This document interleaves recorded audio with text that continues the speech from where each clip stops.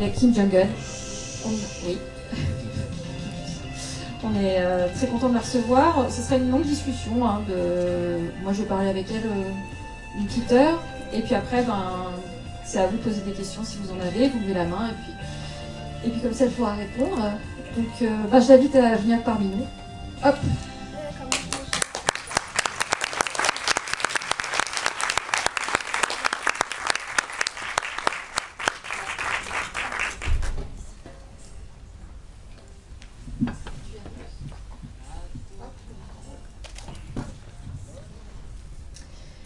Merci d'être parmi nous aujourd'hui. On va un petit peu essayer de voir quel cinéma vous faites, qu'est-ce qui vous motive au jour le jour dans votre métier de cinéaste, et surtout ce que vous voulez faire de votre métier de cinéaste et de vos films, c'est important.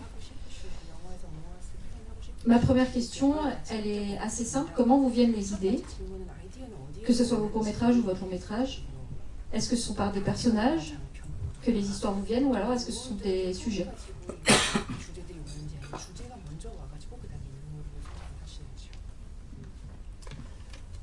일단 저는 이제 제가 깊숙이 의도한 건 아니지만 어쨌든 사회적인 문제를 다룬 작품들을 단편 때부터 계속 만들고 있는데요.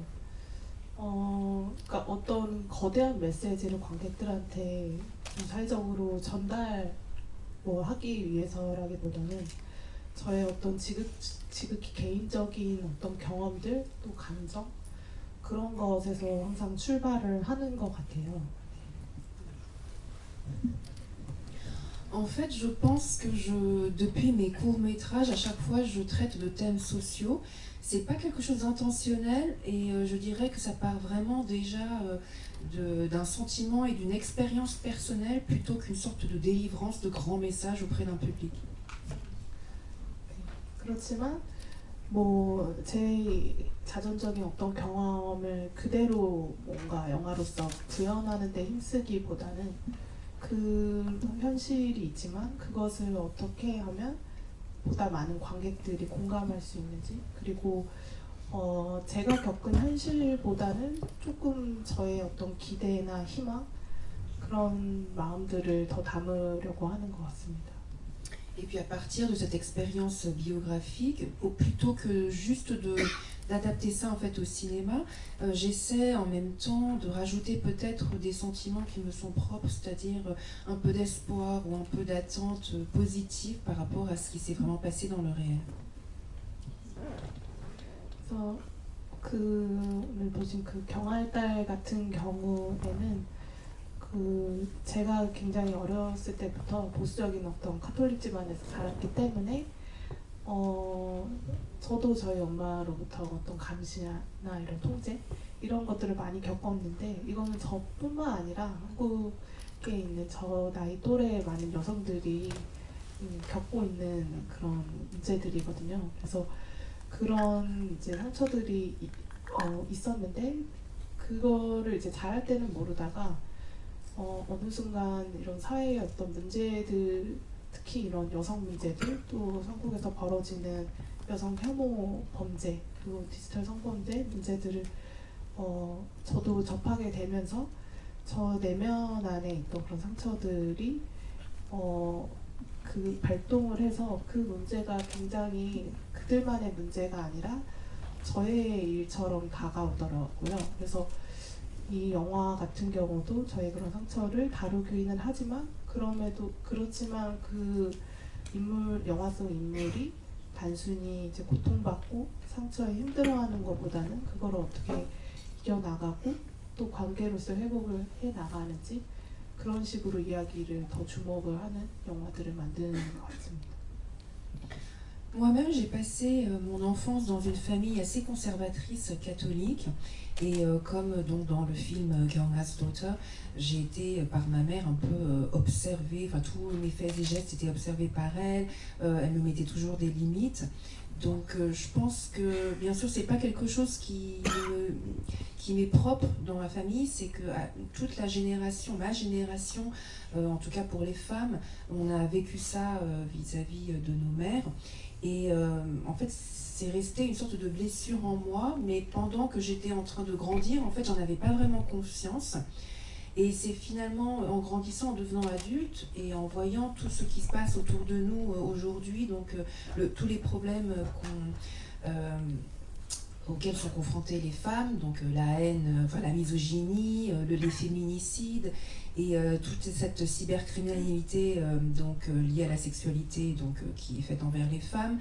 Petit à petit, finalement, mes blessures que j'avais enfouies en moi se sont réouvertes et je me suis rendu compte que ce n'était pas quelque chose qui m'était propre, mais que ça nous concernait toutes les femmes. Donc c'est vraiment en comprenant ça et en voulant un peu décrire cette douleur que je me suis rendu compte que c'était quelque chose de difficile. Vos personnages, est-ce que ça veut dire qu'ils partent toujours de vous?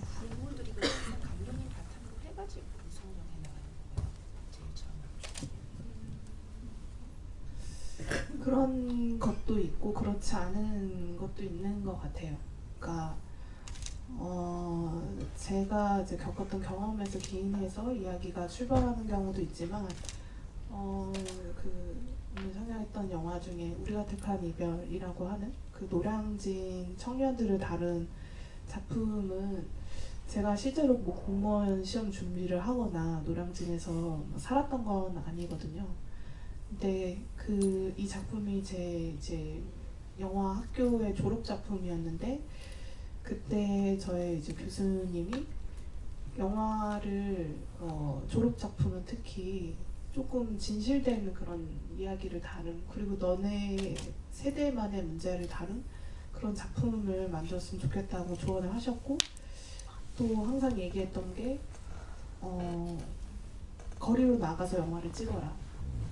정말 현실과 맞닿아 있는 그리고 지금 청년들의 문제를 직시하는 그런 영화를 만들어라 이런 얘기를 하셔서 되게 무작정 이제 노량진이라고 하는 그런 공간에 이제 가게 되었고 거기서 우연히 제가 저와 비슷한 또래 청년들을 보면서 이제 느꼈던 그런 감정들, 생각들 그런 것들을 이제 영화에 담은 거고 사실은 대부분이 이제 거기에 실제로 존재하는 사람들을 인터뷰하고 취재하면서 그거를 좀 바탕으로 해서 픽션의 이제 인물들을 이제 인물과 이야기를 이제 만든 작품입니다.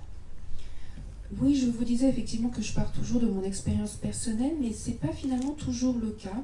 Par exemple, pour le film, pour le court-métrage In This Town, je suis allée à la rencontre de jeunes du quartier de Noryang-jin, et pourtant malgré ça, moi-même, je n'ai jamais préparé des concours ou des examens pour devenir fonctionnaire. J'ai pas vécu non plus à Noryang-jin. Mais je me souviens, en fait, c'était mon professeur donc à la fin de mes études, en fait pour mon film de fin d'études, donc j'étais en train de discuter avec lui et il m'avait conseillé en fait de traiter des problèmes donc propres à ma génération. Donc il m'a conseillé, il m'a dit va dehors filmer, confronte-toi à la réalité, essaye de te confronter en fait aux problèmes des jeunes d'aujourd'hui. Donc je suis allée à Noryang-jin, j'ai rencontré des jeunes de mon âge. Je les ai écoutés, ce qui les préoccupait, donc ce dont ils étaient en train de penser. Et donc je les ai interviewés et c'est ça en fait qui a permis pour moi de construire donc cette fiction après. Quelle est pour vous la part documentaire dans vos fictions? Est-ce qu'à être aussi près de l'expérience justement de générations comme ça, vous pourriez transformer vos rencontres plutôt en documentaire, plutôt en fiction? Pourquoi par exemple In This Town n'est pas un documentaire?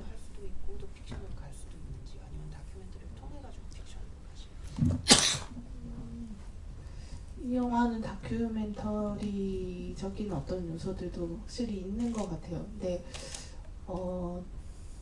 그 다큐멘터리적인 요소를 영화 안에 끌어들였던 거는 아까 말씀드렸다시피 이 영화에 있는 이제 세계, 이 노량진이라는 세계와 거기 안에 사는 청년들이 실제로 존재하는 인물들이고 그거를 보다 리얼하게 좀 담아내고 싶은 생각이 있었어요. 그래서 영화 이제 앞뒤에도 실제 이런 노량진 청년들의 풍경을 담은 그런 몽타주 시퀀스들을 넣었던 거고 그리고 그렇지만 픽션을 가져가고 싶었던 거는 그 영화 속 여러 인물들이 이 노량진 안에 살고 있는 인물이지만 어느 정도 일련의 어떤 정해진 각본대로 어떤 설정들, 캐릭터 설정도 있고 이야기 서사 이런 것들을 조금 어느 정도 갖춰진 이야기를 만들고 싶어서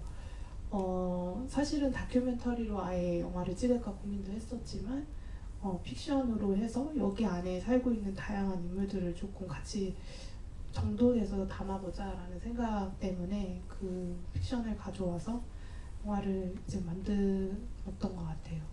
하지만 어쨌든 그 인물을 창조하는 데 있어서 뭔가 제 머릿속으로만 생각했다기보다는 굉장히 많은 노량진 청년들을 만나서 인터뷰를 했고 그들의 얘기들을 좀 시나리오에도 많이 반영을 했었습니다. Par exemple, dans In My Town, il y a effectivement énormément d'éléments qui sont propres au documentaire. Comme je vous disais, donc j'étais allée à Noryang-jing rencontrer ces jeunes et je voulais que ce soit vraiment très réel. Donc il y a également des séquences montées qui peuvent ressembler à un documentaire.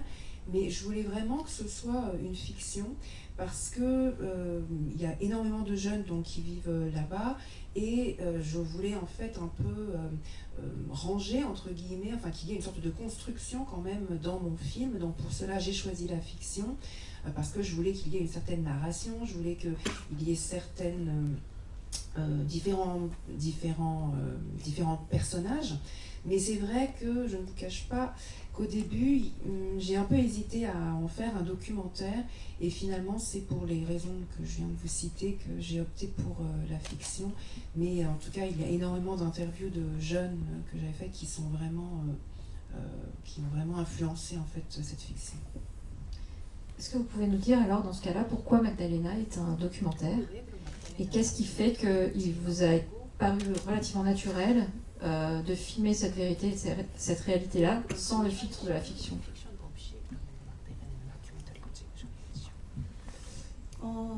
사실 그 magdalena 기도는 다큐멘터리에 가깝긴 하지만 저는 어느 정도 이 영화에 픽션이 있거든요. 연출한 부분이 있고 저희 실제 할머니를 이제 영화 안에 인물로 담은 영화인데 그 할머니가 다큐멘터리 속 이제 인물이라보다 이제 그 한 어느 영화 안에 주인공처럼 뭔가 관객들이 받아들이길 바랬던 것 같아요. 그래서 사실은 어느 정도 이제 이 할머니의 어떤 일상이 있지만 픽션적인 요소들 서사도 많이 처음에는 이제 이야기가 더 있었거든요. 근데 이 영화를 제작하게 된 것 자체가 할머니를 위한 거고 또 저희 엄마를 위한 거기 때문에 할머니의 어떤 일상과 서사를 담은 그런 픽션의 영화를 만들까도 생각을 했지만 그 다른 어떤 배우, 저희 할머니와 비슷한 어떤 배우를 캐스팅해서 이 영화를 할머니와 엄마한테 바치는 것보다 그냥 할머니 자체를 영화 안에 등장하고 할머니가 주인공인 영화를 만드는 게 더 의미 있겠다는 생각이 들어서 그래서 어쨌든 전문 배우를 고용하지 않고 제 할머니를 영화 속에 이제 영화 속에 실제로 이제 등장을 시켜서 일련의 일들을 영화 안에 담은 건데 거기에서 했던 사실 고민이 아까 말씀드렸던 뭔가 픽션의 허구적인 요소들 제가 연출이 개입해야 하는 부분들이 사실은 있어서 그 부분을 할머니가 연기를 이제 실제로 하실 수 있는 분이 아니기 때문에 어떻게 촬영을 해야 하나 사실은 고민이 많았는데 결국에 할 수 있는 거는 어떤 정말 인공적인 이제 드라마 연출을 하듯이 할머니한테 어떤 말을 반복하게 하거나 어떤 대사를 하게 하는 것보다는 그 할머니의 어떤 그 순간이 나오기를 기다리는 방법밖에 없어서 그래서 굉장히 촬영 방식은 그 허구적인 어떤 연출적인 요소가 들어가는 장면이지만 굉장히 다큐멘터리 방식으로 정말 이제 인물을 기다리면서 어떻게 보면 즉흥적으로 상황을 담아내는 방식으로 이제 영화를 만들었고, 그렇다 보니까 제가 사실 연출한 부분이 이 영화에도 있지만 그냥 다큐멘터리 영화로 이제 받아들이고 거의 연출은 없다라고 많이들 생각을 하시는 것 같아요. 근데 사실은 연출된 부분이 일정 부분 있었어요. Dans Magdalena, en fait, c'est un film qui est proche d'un documentaire. Je dis proche parce qu'en fait, il y a un peu de fiction dans ce documentaire. La personne que vous voyez, c'est ma propre grand-mère. Et au début, il y avait la volonté de montrer cette grand-mère comme une héroïne plutôt qu'un simple personnage. Donc, je la suis dans sa vie quotidienne, mais j'ai rajouté un peu de narration. Et le film, en fait, je voulais le dédier à ma grand-mère et à ma mère. Donc au tout début, c'est vrai que, contrairement à ce que je venais de vous dire pour l'autre film, j'avais pensé à faire une fiction, mais il fallait à ce moment-là que je passe un casting pour le personnage de la grand-mère, et comme c'était quand même un hommage donc, à ma mère et à ma grand-mère, je me suis dit qu'il fallait autant qu'elle apparaisse elle-même, et que ça ferait beaucoup plus sens. Donc ma grand-mère, donc vous la voyez donc dans ce documentaire, et ce qui m'inquiétait un peu, c'est qu'il fallait quand même que j'intervienne, alors que dans un documentaire, normalement, on n'est pas censé intervenir, il n'y a pas du tout de fausseté là-dedans. Donc je me demandais en fait comment est-ce qu'il fallait que je filme, et la seule possibilité, comme ma grand-mère n'est pas du tout une actrice professionnelle, il fallait qu'il y ait quelque chose d'artificiel, donc je la fasse répéter par exemple des dialogues. Mais comme c'était difficile pour elle, finalement la seule chose que je pouvais faire, c'était attendre et capturer en fait un instantané de ma grand-mère. Donc dans ce sens-là, c'est, comment dire, je peux dire qu'il y a quelque chose de faux, mais comme une sorte de fiction, mais qu'il y a quand même le style propre au documentaire, puisqu'il y a cette attente et il y a cette improvisation. Donc c'est un film, mais c'est à la fois un documentaire, et les gens peuvent penser qu'il n'y a pas de mise en scène, mais ce n'est pas le cas. En fait, il y a un peu une mise en scène, puisque je suis quand même intervenue. 그리고 이 영화 처음 이제 만들겠다고 생각했던 게, 이제 아까 엄마랑 저희 할머니한테 줬던 선물 같은 영화를 그리고 싶어서 만들게 됐다고 잠깐 얘기했는데, 그 실제로 저희 엄마가, 할머니가 이제 혼자 계시니까 굉장히 위험한 상황이 생긴 적이 있거든요. 그 혼자 계실 때 이제 구급차를 이제 불러야 하는 그런 되게 위험한 일이 있었어서 홈카메라를 이제 설치를 집에 하셨어요. 근데 제가 그때는 이제 집에 없었어서 그런 카메라를 설치한지 모르고 있다가 어느 날 이제 엄마가 그 작은 휴대폰, 스마트폰으로 할머니를 그 홈카메라로 보고 계신 거예요. 잘 지내시는지. 그리고 때때로 그 홈카메라 화면을 기록해서 이제 저장을 해서 이제 할머니 보고 싶을 때마다 그 영상을 보기도 하시고. 근데 저는 좀 그게 엄마도 딱하고 할머니도 딱하고 그런 부분도 있지만, 또 한편으로는 좀 이상하기도 했거든요. 그 홈카메라를 설치하면 그 아무리 이제 당신 딸이어도 누군가 나를 이렇게 지켜본다는 거를 할머니가 원하실까? 불편해하시지 않을까? 그런 생각도 들었었고, 그래서 처음에는 이제 엄마한테 약간 홈카메라를 설치하는 것보다 다른 방법을 찾는 게 좋지 않을까라는 얘기를 하다가, 이제 엄마 얘기를 들어보니 이게 단순히 이제 할머니를 이제 걱정돼서 보는 그 이유보다도 이거를 좀 추억하기 위해서 이 화면을 저장하고 기록하는 것도 있다. 나중에 돌아가셨을 때 보기 위해서, 그런 이제 말씀을 이제 해주셔가지고 그래도 영화라는 거를 만드는 이제 딸인데 그러면 할머니에 대한 어떤 그 모두가 추억할 수 있는 그런 영화를 만들면 어떨까 이런 생각을 네, 했었어요. Comme je vous disais au début, en fait, je voulais dédier ce film à ma mère et à ma grand-mère, comme on peut leur faire une sorte de cadeau.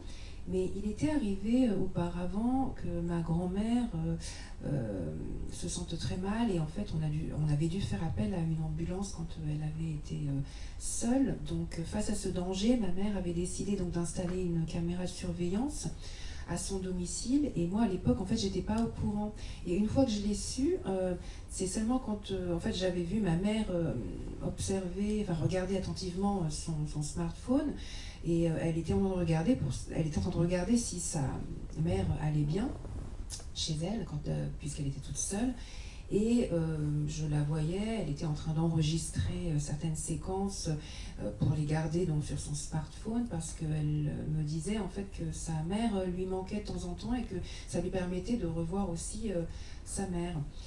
Et moi, en fait, je trouvais ça très bizarre, c'est-à-dire que on a bien sûr beau voir que c'est sa fille qui regarde simplement sa mère parce qu'elle s'inquiète pour elle, mais c'est quand même une sorte de voyeurisme, en fait, finalement, elle épie quand même sa mère d'une certaine manière. Donc au début, je me sentais un peu mal et j'avais demandé à ma mère s'il n'y avait pas une autre méthode ou un autre moyen. Et finalement, en fait, j'ai compris que plus que l'inquiétude, c'était vraiment en fait pour garder la mémoire de ma grand-mère, que ma mère était comme ça, souvent en train de la regarder à travers son téléphone. Donc finalement, c'est vraiment pour se souvenir donc de ma grand-mère que ma mère avait installé ce dispositif. 네, 근데 이 영화가 단순히 그렇다고 할머니의 뭐 그 아침부터 해서 저녁까지의 어떤 일상들 그런 것들만 담아내기에는 뭔가 너무 영화가 그냥 단조로워지고 그냥 할머니의 기록을 그냥 일상을 담은 영화 정도에 머물 것 같아서 이거를 두 분께 선물해드리는 의미로 만드는 것도 있지만 제 개인적인 어떤 작업으로서도 그 영화적인 작업으로서도 좀 생각을 하게 됐고 그러면서 할머니의 어떤 일상들이 영화가 쭉 펼쳐지다가 사실은 그 일상을 한켠에서 이제 가까이에서 지켜보지 못한 딸이 그 영상을 어떻게 보면 곁에 있지 못하지만 함께 보고 있었다. 함께 늙은 오모를 지켜보고 있었다라는 어떤 이야기로 좀 전환되면서 그 딸과 또 그의 손녀, 그러니까 저의 이야기까지 좀 확장을 시켜보면 어떨까라는 이제 좀 실험을 해보고 싶다는 생각이 들어서 그래서 이제 영화 중간 부분에 그 CCTV를 사실은 딸이 지켜보고 있었다라는 마치 그러니까 관객들이 그 할머니의 일정 오후까지의 어떤 일상을 보는 거지만 사실은 그 일상은 그 중년의 딸이 그거를 지켜보고 있었다라는 어떤 그 이야기부터 좀 다시 전환을 해서 이야기를 전개하고 싶었거든요. 근데 그 부분은 확실히 어쨌든 연출이 필요한 부분이어서 고민을 많이 했던 것 같아요. 이거를 연출하는 방식이 어쨌든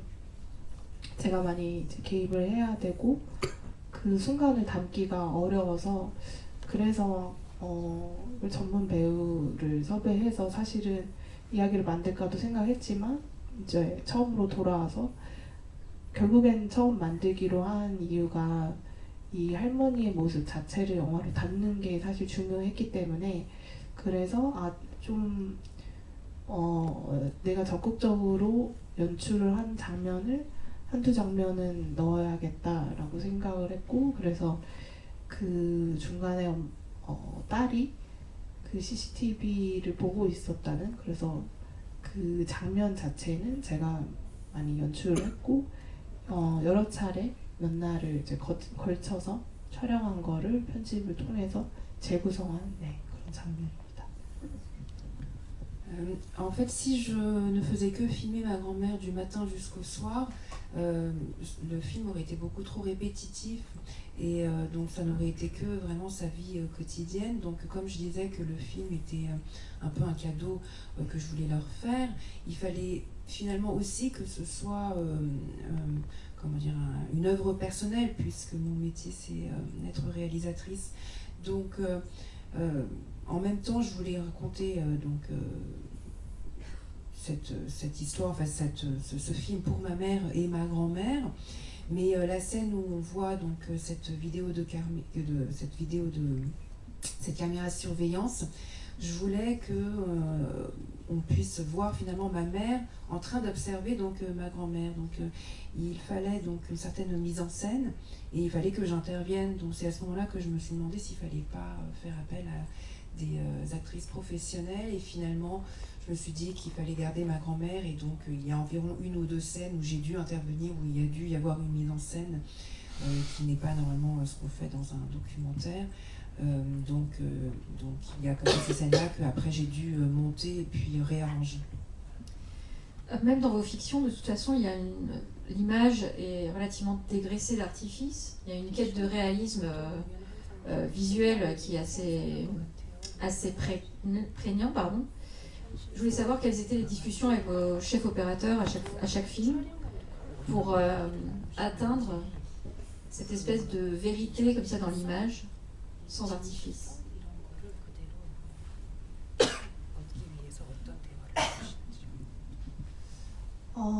일단은 촬영 감독이랑 얘기를 많이 하는 거는 인물과 카메라의 거리감에 대해서 작품마다 얘기를 많이 하거든요.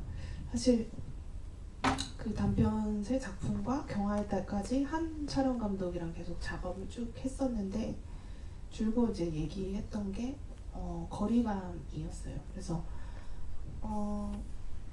제가 인물과 사실은 친근하게 좀 더 가깝게 깊숙하게 들어갈 수 있다. 그게 필요하다. 그거를 관객들한테도 전달할 의무가 있다. 필요가 있다라는 그런 작품의 경우에는 클로즈업이나 어쨌든 그 인물의 표정이나 감정을 온전히 느낄 수 있는 그런 거리감을 택해서 많이 촬영을 했었고 우리가 택한 이별이라든지 그 막달레나 기도처럼 다큐멘터리적인 요소가 있고 인물도 중요하지만 거기 살고 있는 어떤 풍경들, 그 풍경들이 사실은 인물과 비슷하게 이제 중요하다고 생각할 때, 그럴 때는 일부러 어느 일정 부분에 어떤 거리감을 두고 인물을 담으려고 했던 것 같아요. 너무 어떤 주관적인 의도나 이런 것들을 갖고 깊숙이 들어가기보다는 일정 부분 저도 인물과 어느 정도의 거리선을 두고 이렇게 촬영을 하려고 얘기를 많이 했던 것 같습니다. Ce dont je discute beaucoup avec le directeur de la photo, c'est surtout la distance entre les personnages et la caméra. En fait, c'est toujours avec le même directeur de la photo que je travaille depuis mes débuts. Et on parle beaucoup en fait de la nécessité d'être très proche des personnages et d'aller vraiment au fin fond de leur âme. C'est pour ça que j'utilise aussi beaucoup de gros plans pour pouvoir s'imprégner des sentiments des personnages. Mais par contre, par exemple pour In My Town ou pour Magdalena, comme il y a un peu des éléments documentaires dans ces films, les personnages sont très importants, mais autant que les paysages, autant que leur environnement. Ce qui fait que je voulais que la distance soit beaucoup plus éloignée et plutôt qu'avoir quelque chose de très subjectif, je voulais avoir un regard un peu objectif et m'éloigner donc de ces personnages. 그리고 영화 공통적으로는 저는 좀 그러니까 영화에서 되게 기술적으로 화려한 테크닉을 발휘해서 어떤 카메라 움직임을 쓴다든지 그런 거를 별로 좋아하지 않는 것 같아요. 오히려 어느 지점에서는 그 말씀드린 것처럼 거리를 두고 촬영을 하는 게 맞다고 생각하기 때문에 화려한 어떤 테크닉으로 인물이나 풍경을 보여주기보다는 일정 부분 거리를 두고 정지된 화면에서 마치 관찰하듯이 인물을 보여주는 거를 좀 선호하는 것 같고 그런 부분이 좀 이 영화 자체를 되게 현실감 있는 그런 분위기를 많이 연출할 수 있는 그런 방법이지 않았나 그렇게 생각합니다. Et en fait, je suis pas très fan des mouvements de caméra vraiment grandioses où il y a une certaine technique très flamboyante où on montre, enfin, ce qu'on sait faire. Ça, c'est pas quelque chose en fait qui me correspond beaucoup. Je préfère vraiment juste filmer les personnages ou les paysages avec une distance. Donc pour moi, filmer, c'est vraiment, ça équivaut à avoir un écran fixe et observer l'objet ou les personnages, et je pense que ça contribue d'autant plus à un certain réalisme. S'il y a un point commun entre tous les films qu'on a pu voir de vous, c'est le sentiment, en tous les cas ce qui s'en dégage, c'est le sentiment je crois, d'isolement ou parfois de solitude de vos personnages. Je voulais savoir si c'est quelque chose que vous aviez remarqué de la société coréenne, c'est-à-dire cette difficulté de communiquer entre les gens et cette propension un petit peu à s'isoler en fait.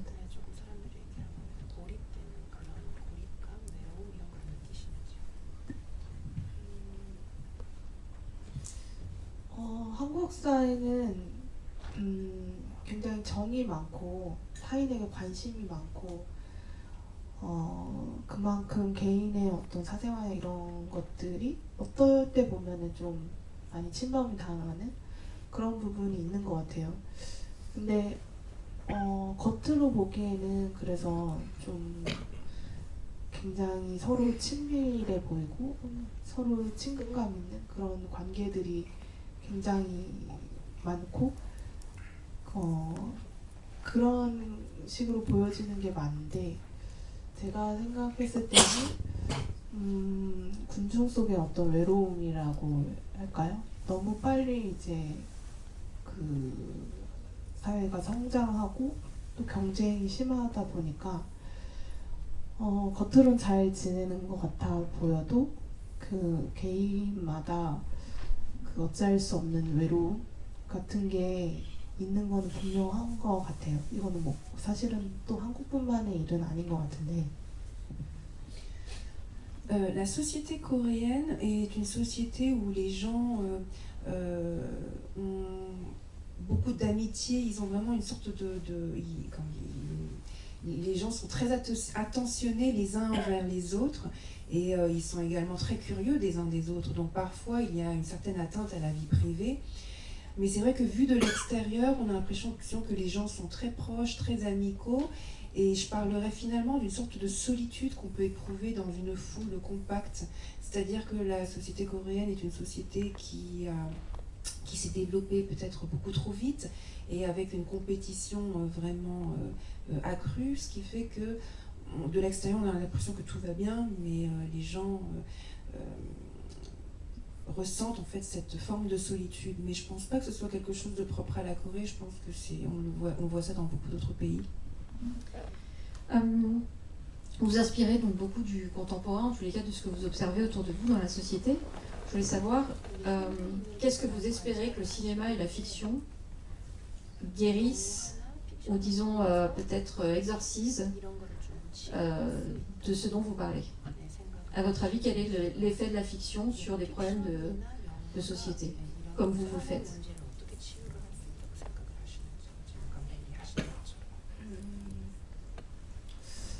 그 영화가 세상을 구할 수 있을까, 세상을 변하게 할 수 있을까라는 질문에 사실 과연 그럴 수 있을지 저도 뭔가 답을 하기에는 좀 어려운 것 같아요.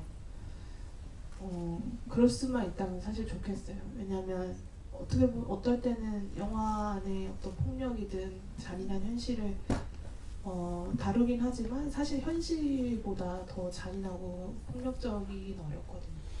저는 현실이 더 어둡고 더 폭력적이라고 생각을 하는데 그런 부분에 있어서 저는 그런 현실이 있지만 그래도 그 인물들이 이러한 현실을 어떻게 헤쳐나가고 그리고 그거를 혼자 헤쳐나가는 것이 아니라 어떻게 다른 이들과 상호작용하고 또 연대하면서 헤쳐나가는지 그런 것들을 주목하고 싶었고 그것만으로도 뭔가 관객들이 봤을 때 어느 부분에 위로 정도는 얻을 수 있지 않을까. 그 영화가 정말 세상을 바꾼다던가 치유를 완전히 할 수 있다 라기보다는 그래도 관객들의 마음 한구석에는 저런 세상이 정말 있었으면 좋겠다. 그리고 저런 마음들을 품고 살아가면 조금씩 뭔가 그래도 세상이 바뀔 수도 있지 않을까? 라는 정도의 어떤 마음만 품어도 굉장히 우리가 살아가는데 좀 더 이 영화가 일조하는 부분이 많지 않을까 그렇게 저도 항상 기대를 하면서 그런 마음을 담아서 영화를 만들려고 노력을 합니다. C'est difficile de répondre à la question est-ce que le cinéma ou la fiction, enfin, ou l'art peut sauver le monde ou changer le monde. Dans les films, il y a tellement de violence ou de réalisme que personnellement, je crois que même malgré cela, la fiction ne peut jamais surpasser la réalité. Car il n'y a pas pire que la réalité, la violence est telle ou les problèmes sont tels dans la vie réelle que les films ne peuvent pas concourir avec ça. Et malgré cela, finalement, pour surmonter ces problèmes, il y a une certaine solidarité entre les gens, on s'aide, on s'entraide. Et je pense qu'à travers mes films, en tout cas, ce que j'essaie de faire, c'est au moins d'apporter une petite consolation aux gens qui regardent mes films en se disant qu'il y a d'autres personnes qui partagent les mêmes problèmes. Et même si ça ne va pas changer, en tout cas, j'essaie de donner le meilleur de moi-même pour apporter un peu de consolation et que finalement, peut-être qu'en guise de consolation ou à force de voir des films, les gens peuvent peut-être un peu changer, en tout cas, j'espère. Sur votre long métrage, Gyangas d'auteur, pardon, le réalisme, j'imagine, est poussé grâce à vos recherches. Je voulais savoir à quel point vous aviez énormément fait de recherches sur le sujet, rencontré des femmes aussi qui avaient été éventuellement victimes de revenge porn, etc. Ou peut-être des gens du côté de la justice aussi. Donc voilà, je voulais savoir quelle était l'étendue en fait de vos recherches sur un film qui traite d'un sujet aussi sérieux et difficile.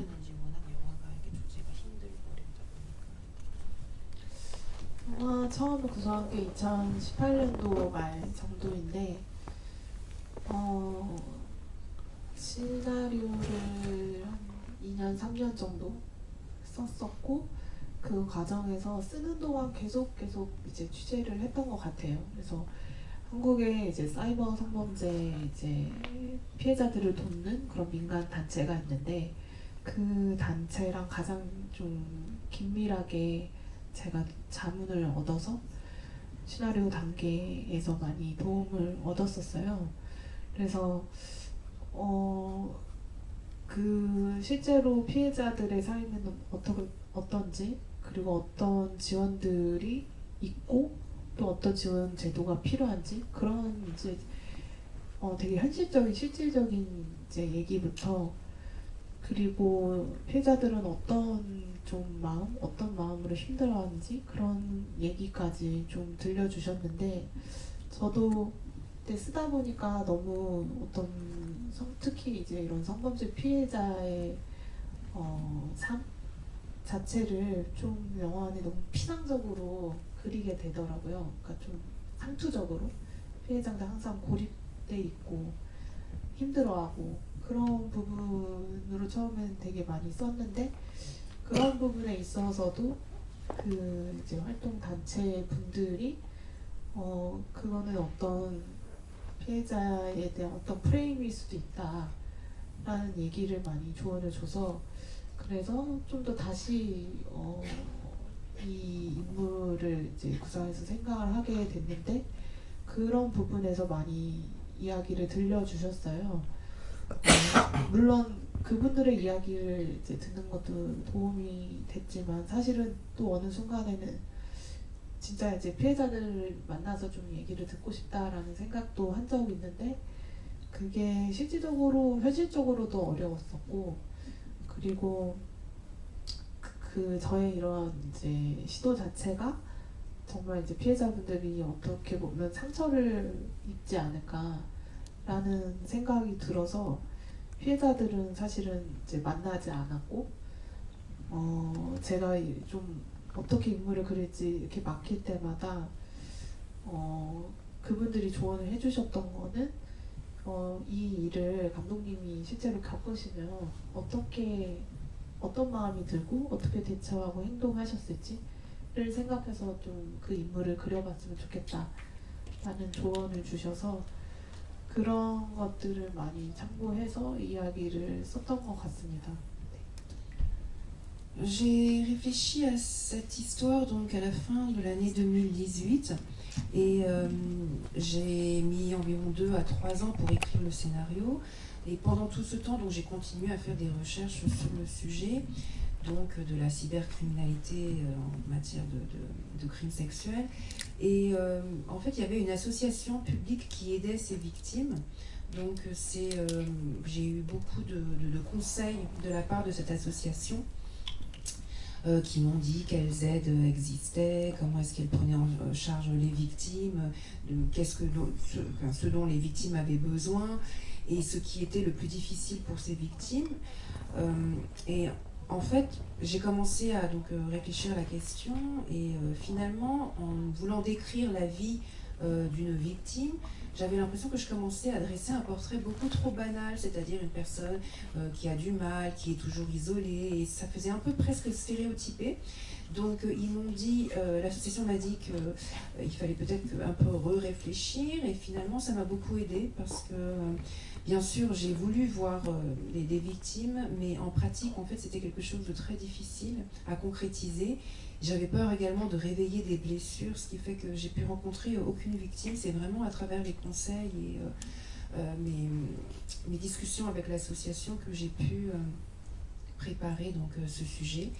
Et ce qui m'a beaucoup aidé, c'est que l'association m'a juste dit et vous, si ça vous arrivait, comment réagiriez-vous? Donc c'est ça en fait qui a commencé à... c'est à travers cette question-là que j'ai pu développer donc, ce que je voulais faire avec ce film. Est-ce qu'il y a en Corée, comment expliquer ça? Quel est l'état, on va dire, de la condition féminine dans votre pays, même si je pense que vous ne pouvez pas faire des généralités ou quoi que ce soit, mais je voulais savoir si, comme partout ailleurs, il y avait des violences faites aux femmes de plus en plus, en tous les cas on en parlait de plus en plus. Voilà, quel est l'état du rapport, on va dire, homme-femme dans votre pays? 네, 한국에 굉장히 많은 이제 여성을 타겟으로 하는 여성 혐오 범죄들이 벌어지고 있고 특히 이제 데이트 폭력 문제가 굉장히 심각해요. 그래서 이게 연인 간의 관계였는데 이제 여성이 남성한테 헤어지자고 얘기했다는 이유만으로 무참히 살해당하는 일이 최근에도 이제 있었고 그 데이트 폭력의 범주 안에 사실 디지털 성범죄도 굉장히 많이 벌어지고 있거든요. 그러니까 연인 간의 사랑 관계에서 이제 촬영했던 영상인데 그 여자가 헤어지자는 그런 말을 했다는 이유만으로 그거를 이제 그 영상을 유포하겠다 굉장히 협박을 해서 그것 때문에 굉장히 고통스러워하는 여성들도 굉장히 많거든요. 그래서 이런 이제 범죄가 굉장히 많아진 거는 한국 사회가 굉장히 보수적인 사회였고 남성 중심적인 가부장제 도에 이제 있었던 사회였기 때문에 사실은 예전에는 여성들이 헤어지고 싶어도 그리고 만약에 이혼을 하고 싶어도 이혼하자는 게 흉이 되고 오히려 여성들이 이제 손가락질 받게 되는 그런 일이어서 그거를 잘 얘기를 못 했었어요. 어머니 시대 때는. 근데 지금은 좀 많이 여건 신장이 되면서 여성들도 사회에 진출하고 또 당당하게 이별을 고할 수 있는 그런 시대가 왔는데 소위 어떤 낀 세대에 있는 지금의 20대 남성들, 20, 30대 젊은 남성들은 자신의 아버지들이 누렸던 어떤 권위를 보고 자랐기 때문에 그 굉장히 어떤 유저 남성들이 그런 권력을 이제 자기네들은 누리지 못하는 것에 대한 분노, 그거를 엉뚱하게 이제 여성들한테 많이 이제 표출을 하면서 이런 범죄들이 많이 일어나는 것 같아요. Oui, il y a de plus en plus de crimes misogynes et beaucoup également de violences faites aux femmes de la part de lors de rendez-vous amoureux. C'est-à-dire que c'est par exemple une petite amie dit à son copain en fait qu'elle a envie de se séparer avec lui et en fait ça se termine par un meurtre. Donc c'est arrivé également encore récemment. Donc il y a de plus en plus comme ça de violences physiques faites aux femmes juste par la simple déclaration de séparation. Il y a également des cas de revenge porn, donc où le petit ami menace donc là de diffuser des vidéos compromettantes. Donc il y a de plus en plus de crimes comme cela. Et ça, je pense que c'est vraiment dû au fait que la société coréenne était une société très conservatrice et très patriarcale, enfin qui l'a été pendant très longtemps. Parce que avant, quand une femme voulait se séparer ou divorcer de son mari, en général, c'était sujet à honte et puis elle était toujours montrée du doigt. Ce qui fait que la génération de ma mère a toujours eu des difficultés à le faire, à le dire, en tout cas à ses proches, ou en tout cas avait toujours honte de cela. Aujourd'hui, bien sûr, ça a changé. Les femmes travaillent, elles sont fières, elles ont la tête haute, mais la jeune génération aujourd'hui des hommes qui ont entre la vingtaine et la trentaine, quand ils ont grandi, ils ont vu en fait à quel point leur père jouissait d'une grande autorité à la maison et à l'extérieur, ce qui fait que ils enragent en fait de ne pas pouvoir garder cette autorité qu'ils avaient et finalement ils laissent exploser leur rage envers les femmes qui en sont victimes. Vous parliez de société patriarcale, j'imagine que le cinéma n'est pas épargné. Quelle est la place aujourd'hui des femmes dans le cinéma coréen? Je sais qu'il doit y avoir une grande différence entre le cinéma indépendant et le cinéma commercial, mais si vous pouviez nous en parler.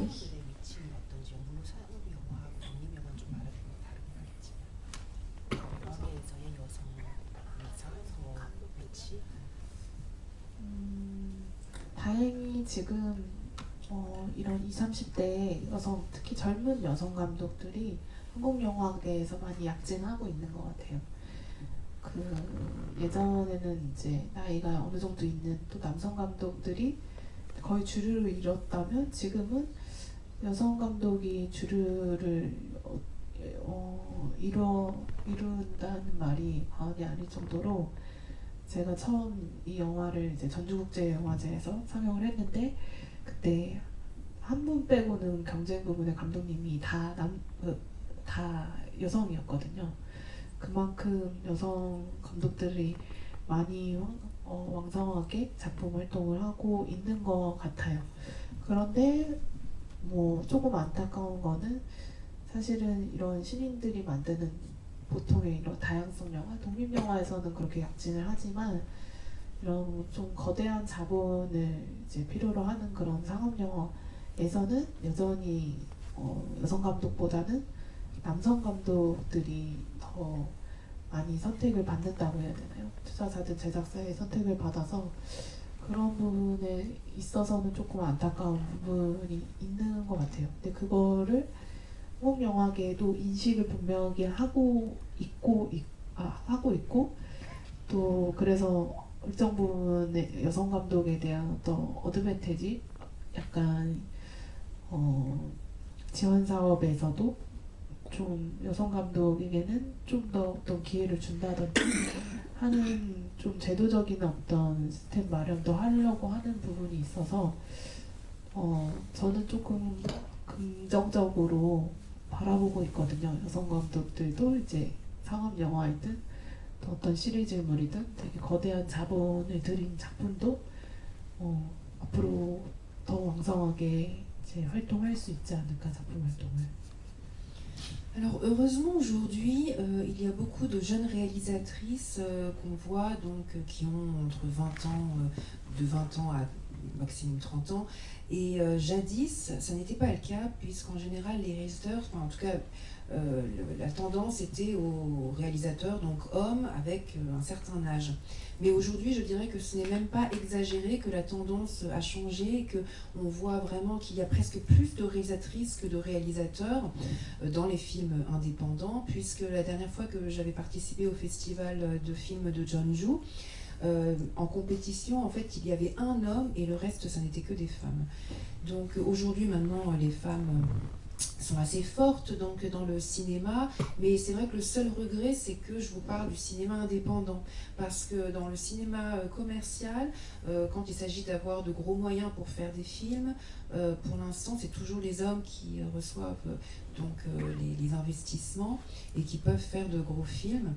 Mais je suis assez positive parce que le monde du cinéma a connaissance de ces problèmes et ils essaient d'instaurer un système qui puisse quand même un peu avantager justement les femmes en donnant peut-être plus de subventions. En tout cas, c'est quelque chose auquel on est en train de réfléchir tous ensemble. Donc je suis assez positive dans dans ce sens-là.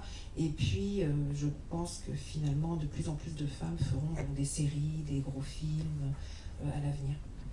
Dans quelles conditions, justement, vous avez fait votre premier long métrage? Est-ce que vous estimez que ça a été relativement facile, ou au contraire, est-ce que vous avez eu l'impression d'avoir à beaucoup lutter justement pour le faire produire et puis dans quelle économie est-ce que vous l'avez fait?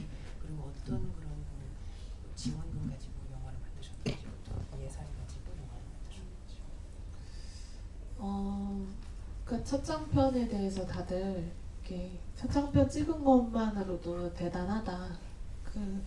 그것만으로도 굉장히 운이 좋은 거다. 이런 얘기. 이제 더 나아가서는 이제 개봉을 했으면 그것만으로도 굉장히 감사한 일이다. 이런 얘기를 많이 해주시더라고요. 그리고 저도 첫 장편 준비할 때 그런 얘기를 워낙 많이 들어서 과연 만들 수 있을까 저도 한편으로 두려운 마음이 있었는데 길다면 긴 시간 동안 준비하긴 했거든요. 한 4년 가까운 시간 동안 이 영화를 준비했는데 물론 이제 지치고 힘든 순간들이 있었지만 이 이야기를 꼭 세상에 전달하고 싶다. 이 영화를 꼭 만들어서 그리고 이 영화를 만들어야 저 안에 어떤 이제 응어리 같은 것도 해소될 것 같고 그것에 대한 어떤 기대가 굉장히 컸기 때문에 그 원동력이 굉장히 강해서 사실은 준비하는 동안은 즐거웠어요. 그러니까 당연히 시간도 잘 안 풀 때도 있고 지원금도 좀 적기 때문에 또 여러 문제들도 있고 하지만 힘들다고 생각하면서 영화를 준비하지 않았고 오히려 굉장히 내가 영화를 할 수 있다는 것 자체 그리고 영화를 하고 있다는 것 자체에 스스로 감사하면서 재밌게 준비를 했던 것 같고요.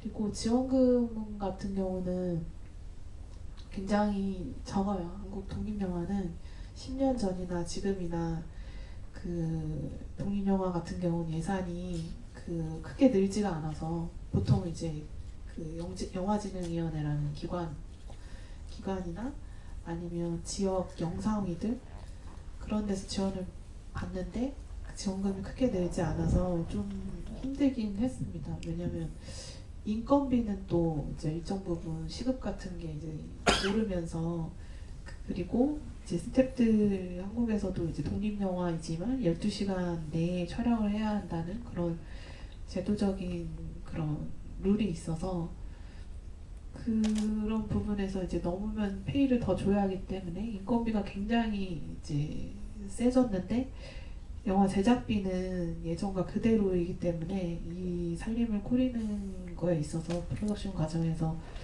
좀 힘들긴 했던 것 같아요. Quand je préparais mon premier long métrage, j'entendais toujours tout le monde dire que faire un film, c'était vraiment déjà un énorme travail et que c'était une très grande chance et que si on pouvait aller jusqu'à la sortie en salle d'un film, c'était quelque chose d'incroyable.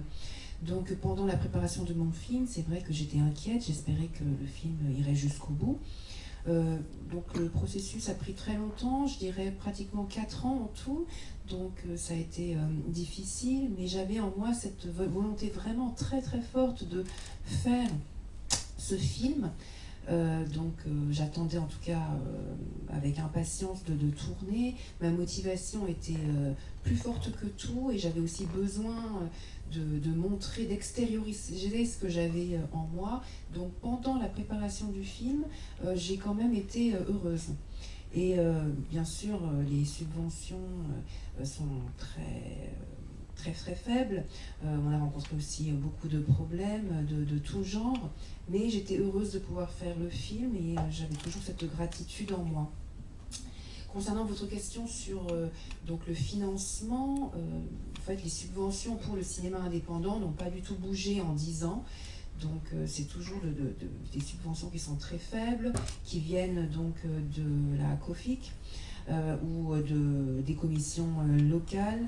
Et en même temps, face à cela, le coût de la main-d'œuvre a énormément augmenté. Il y a maintenant une règle qui fait que les intermittents du spectacle ne peuvent pas travailler plus de 12 heures d'affilée. Donc si on dépasse ces 12 heures, on est obligé de les payer en heures supplémentaires. Donc c'est quelque chose qui était très difficile donc pour la production, mais malgré cela, donc, on a réussi finalement à tourner le film. 근데 들어보면 200억짜리 예산 영화도 항상 예산이 부족하다고 하더라고요. 그래서 감독은 어쨌든 주어진 예산을 잘 맞춰서 영화를 만드는 게 가장 큰 어떤 능력이자 책임이라고 생각합니다. Mais vous savez, même dans les films à très très gros budget, en général, on dit toujours que les gens trouvent que le budget est trop faible finalement par rapport au coût du film. Donc en tout cas, en tant que réalisateur, on essaie toujours de s'adapter au budget que l'on a pour faire le film. Avant de passer à vos questions, je voudrais quand même, juste par curiosité, vous demander quand est-ce que vous avez su que vous vouliez devenir réalisatrice et pourquoi.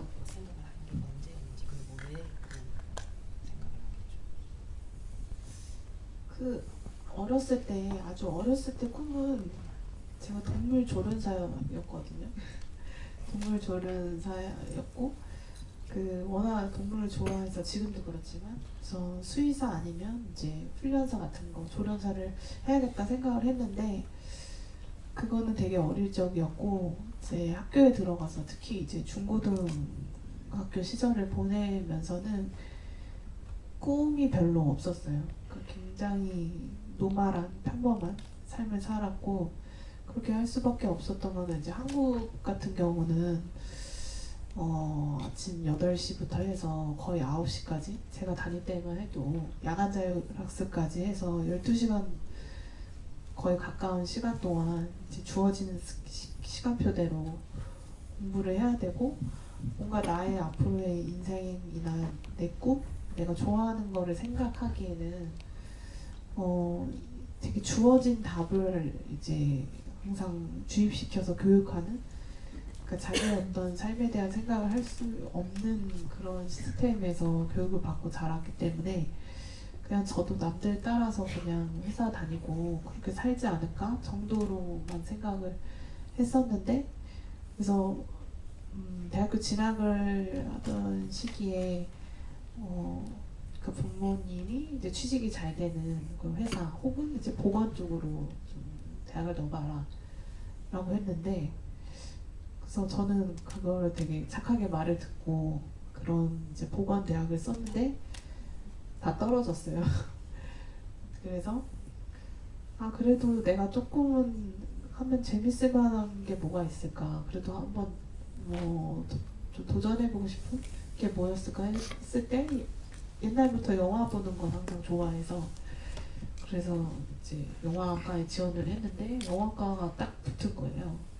그래서 그때부터 이제 영화과에 진학을 해서 영화라는 거를 이제 접하게 됐고 영화를 이제 만들게 됐고 그러면서 이제 여기까지 오게 된 것 같아요. 근데 나중에 정말 계속 딱 영화를 해야겠다 언제 생각했는지 사실 왜 영화를 전공으로 생각했는지 그 순간은 기억은 안 나는데 나중에 초등학교 때인가 그렇게 자기 장래희망 적어서 내는 그런 페이퍼 같은 거를 제가 썼던 걸 발견했는데 거기 영화 감독의 꿈이었다는 게 써 있더라고요. 네, 그래서 지금 생각해 보면 아주 오랜 시절부터 영화를 만드는 사람이 되고 싶었던 거 아닐까라는 생각을 합니다.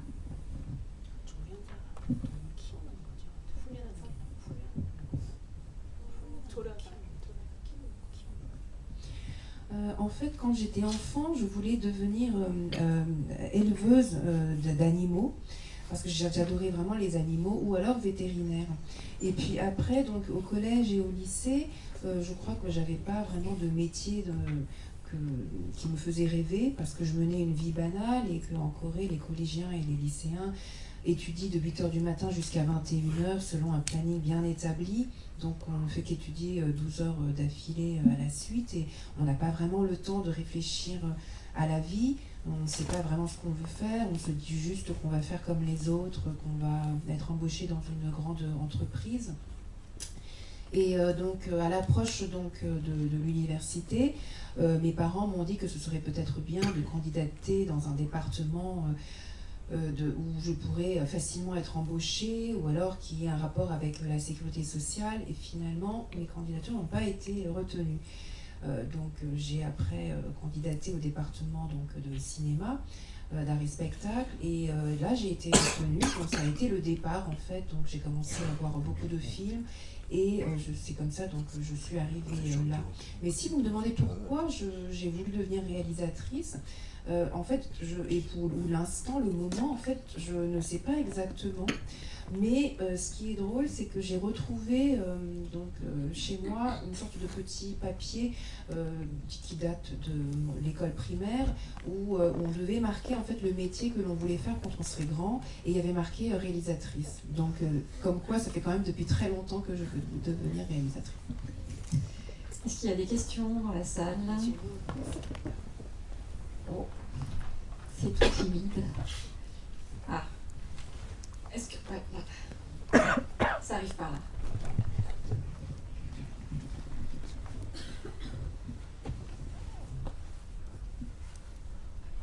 Ah, oui. Marche pas. Si.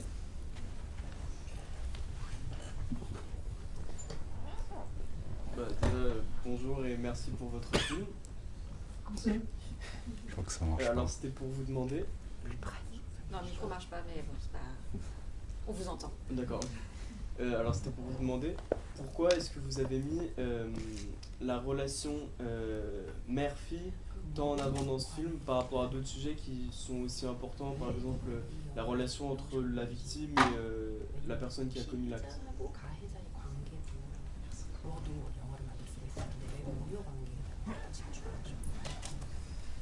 네, 그 모녀관계로 이야기를 만들었던 거는 사실 이런 성범죄 피해를 다룬 작품들이 기존에 있던 작품들이 피해자와 가해자 간의 관계를 다룬 작품들이 한국 영화에는 많았어요. 그래서 특히 이제 피해자가 가해자를 복수하는 그런 사적 복수를 하는 서사의 이야기가 많았고, 근데 그 영화들이 결국에 하는 선택이 피해자의 손에 피를 묻히는 그리고 굉장히 잔인해지는 그런 영화들이 많았는데 관객들이 카타르시스를 얻을 수는 있겠지만 느낄 수는 있겠지만 사실 그게 다라고 생각을 했던 것 같아요. 그냥 어떤 쾌감 정도를 느끼는 거. 물론 피해자가 사적 복수를 하기 전에 국가든 또 다른 개인이 이 피해자를 그만큼 도와야 된다. 뭔가 그러니까 사법적으로도 굉장히 제도적으로도 미비하다라는 라는 어떤 메시지를 전달할 수는 있겠지만 저는 그보다는 그 피해자가 겪을 어떤 감정들, 특히 그 피해자의 어떤 일상이 무너지는 어떤 순간들, 그러면서 파괴되는 관계들, 그 감정들, 그것에 더 집중하고 싶었어요. 그리고 이러한 파괴된 일상을 그래도 어떻게 회복해 나아가는지를 좀 보여주는 게 중요하다고 생각을 했었고, 그래서 원래는 처음에는 무용을 전공했던 어떤 여대생이 전남자 친구로부터 이런 일을 겪는 이야기로, 그 연수 혼자만의 이야기로 썼었는데, 아까 말씀드린 대로 너무 또 그러다 보니 피해자의 모습이 전형적으로 좀 그려지는 부분이 있어서 좀 시나리오를 멈추고 고민을 했었고, 내가 왜 이 이야기에 굉장히 동해서 이 영화를 만들고 싶었을까 라고 생각을 했을 때, 또 이 연수가 가장 두려운 것이 무엇일까 라고 생각을 했을 때 연수가 아니라 제가 연수의 마음을 공감하기 위해서 나라면 연수라면, 내가 연수라면 가장 두려운 게 뭐였을까 생각했을 때 저는 엄마를 이제 떠올렸던 것 같아요. 이 영상을 다른 누구도 아니고 엄마가 보게 된다면 굉장히 저는 가장 두렵고 힘들 것 같았거든요. 그래서 왜 근데 엄마였을까? 저는 이제 엄마라고 하면 한국 사회에서 되게 모녀 관계가 특별하고 또 서로 단단하게 서로 기댈 수 있는, 의지할 수 있는 존재고, 저한테도 그런데 왜 엄마가 떠올랐지? 라는 어떤 질문에서부터 이야기를 다시 생각하게 됐고, 그랬을 때 굉장히 좀 이제 어렸을 때부터 여성으로서 이제 해야 하는 어떤 몸가짐, 특히 뭐 정조라든지 순결 같은 어떤 구시대적인 가치관, 그런 것들을 많이 듣고 자랐는데, 그건 학교에서도 그렇고 뭐 주변 어른들한테 들었지만 가장 많이 제가 들었던 거는 저희 엄마였거든요. 그래서 내가 만약 이 일을 겪게 된다면 가장 충격을 받고 나에게 실망할 사람이 엄마 같다는 생각이 들더라고요. 그런 부분 때문에 아마 엄마를 떠올리지 않을까라는 그런 생각을 하게 되면서 왜 근데 같은 여성인데 윗세대인 어머니 세대들은 딸에게 그런 생각들을 주입하고 그런 가치관을 주입시키는가. 분명 본인들도 그런 가치관 때문에 힘들고 고통스러운 삶을 살았을 텐데 라는 생각을 하면서 여성 간의 그런 고통들이 대물림되는 이야기로 좀 확장돼서 이 모녀 관계를 통해서 이런 고통이 있지만 그 다음 세대에는 이런 것들을 좀 끊어내는 그런 이야기로 좀 확장해서, 뭔가 단순히 디지털 성범죄 이야기라기보다는 확장해서 세대 안에 이제 걸쳐서 나타나는 어떤 여성 혐오나 폭력들을 같이 이야기할 수 있지 않을까 하는 생각으로 그렇게 설정을 했습니다. Dans le cinéma coréen, on voit énormément de films qui traitent des relations entre la victime et l'agresseur. Et en général, ça se finit toujours par la victime qui se venge et donc qui devient de plus en plus violente et qui finalement a du sang dans les mains. Je pense que ça peut servir de catharsis pour le public parce qu'on arrive à se défouler, mais finalement ça s'arrête là. On comprend que l'État doit apporter plus d'aide juridique ou financière à ses victimes. Et bien sûr, ces aides-là restent toujours très faibles. Mais moi, je voulais beaucoup plus me concentrer sur les sentiments de la victime et du fait que sa vie s'effondre totalement et montrer également sa résilience. Au début, le personnage principal, la fille, en fait, devait être une danseuse, enfin, donc qui va à l'université, et je ne la montrais seulement elle que elle toute seule. Et c'est là que je me suis rendu compte que ça devenait un portrait beaucoup trop banal, comme je vous disais, qui les victimisait encore plus, et c'était quelque chose qu'on avait déjà vu dans le musée, qu'il fallait que j'arrête là. que je change d'approche. Et je me suis posé la question de ce qui serait le plus effrayant pour moi si moi j'étais à la place de Yeon-soo. J'ai réfléchi et en fait la personne qui m'effrayait le plus c'était ma mère. Pourquoi ? Parce que je me disais s'il y a une personne où il faut absolument pas qu'elle tombe sur cette vidéo, c'est justement ma mère. Et je me suis demandé pourquoi. Et c'est là en fait que j'ai commencé à réfléchir à cette relation mère-fille qui est très spéciale dans le monde entier, mais surtout en Corée, parce que c'est une relation qui est normalement censée être très solide. On s'appuie l'une sur l'autre quand on a un problème. Et j'ai réfléchi à cela. Mais ma mère est quelqu'un de très spécial pour moi, parce qu'en fait depuis mon enfance, en tout cas c'était le cas en Corée, mais on m'a toujours rabâché le fait qu'une fille devait se comporter, qu'elle devait toujours faire très attention à son comportement, que la chasteté était très importante, et tout ça, ça fait un peu un discours très vieillot, mais c'est pas que ma mère qui me disait ça, en fait c'était les adultes et tous les gens autour de moi qui me disaient cela sans cesse parce que j'étais une fille. Et je me suis dit que si je devais être victime d'un tel événement, ce serait sûrement un énorme choc pour ma mère et qu'elle en serait très déçue. Donc pourquoi ? Parce que justement, donc ma mère en fait justement, comme elle m'a toujours inculqué en fait ces valeurs-là, je me disais que justement elle en serait très déçue. Et je me suis demandé pourquoi est-ce que les mères continuaient justement à nous inculquer de telles valeurs alors qu'elles-mêmes en avaient fait les frais auparavant. Et c'est là que je me suis rendu compte qu'il y avait une sorte de transmission de la douleur ou de la souffrance d'être une femme qui était transmise comme ça de génération en génération, mais il fallait qu'à un moment ça s'arrête. Et c'est pour ça qu'en fait j'ai voulu parler bien sûr du revenge porn, mais d'élargir un peu le sujet pour parler justement des femmes en général et de cette transmission. Et qui étudie énormément. Et son petit ami qui, lui, à l'aide de ses parents, et qui est déprimé et qui pense plutôt à vouloir sortir, profiter de sa vie sociale, donc il s'oppose sur ces deux aspects. Dans Night Worker, c'est plutôt l'immigrée cambodgienne qui essaye de vivre en Corée malgré les difficultés de traitement dans son entreprise, enfin dans l'usine, par rapport aux Coréens. Et son amie coréenne qui, elle, pense à se mettre en situation d'immigration en Australie en sachant que ça va être dur parce qu'elle ne se contente pas de ce qu'elle a dans son quotidien. Et dans votre long métrage, c'est la dynamique entre la mère et sa fille, la mère qui a eu un mariage difficile et qui a abandonné tout commerce avec les hommes et qui traumatise un peu sa fille avec justement la chasteté, le fait de devoir faire attention dans ses relations avec les hommes, et sa fille qui essaye de vivre une relation avec un homme et qui au moment elle a besoin de sa mère alors qu'elle a toujours été un pilier, qui se retrouve sans son aide.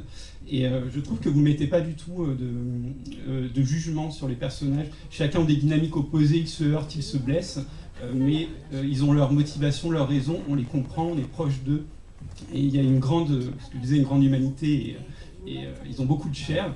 Et je voulais savoir si ces sensations que j'ai eues par rapport à ces dynamiques entre les personnages que je viens d'exposer, vous en aviez conscience, si c'est quelque chose que vous avez vraiment travaillé ou qui est venu spontanément à l'écriture de vos films.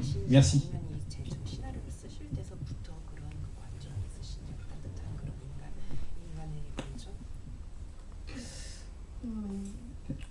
사실 영화 안에는 제가 앞에도 말씀드렸지만 제가 바라는 세계, 제가 추구하는 어떤 인물들을 이제 다뤄내고 싶기 때문에 영화 안에는 그래도 우리가 그래도 세상이 힘들지만 그래도 살만하다라는 어떤 생각이 들게 하는 그런 좋은 사람들을 많이 심어두고 싶어요. 물론 그 인물들이 그렇다고 해서 완벽하고 결함이 없는 건 아니지만 그래도 그런 본인들의 어떤 결함이든 또 타인한테 상처를 주는 지점이든 그런 지점이 있더라도 그래도 그거를 변화하기 위해서 노력하는 그런 사람들을 기본적으로 영화 안에 좀 담고 싶고요. 그리고 뭐 가치 판단에 대해서 말씀을 하셨는데 딱 어떤 선과 악을 나눠서 인물을 그리고 싶지 않아 하는 것 같아요. 이제 보통 히어로물에서는 명백한 악당이 있고 또 주인공은 명백한 영웅이자 이제 선한 인물이고 그런 흑백 논리로 이야기가 많이 전개된. 그게 아니고 인물들을 평가를 하지 않으신다고. 그러니까 제가 판단이 보이는데 그러니까 인물들을 전혀 판단을 안 하시고 아니 평가를 안 하신다는 거거든요. 그러니까 이 사람은 뭐 이렇다 저 사람은 저렇다 안 하신다. 선악고 꼭 선악은 아니고 그러니까 되게 객관적인 시선을 갖고 계시는 평가를 하지.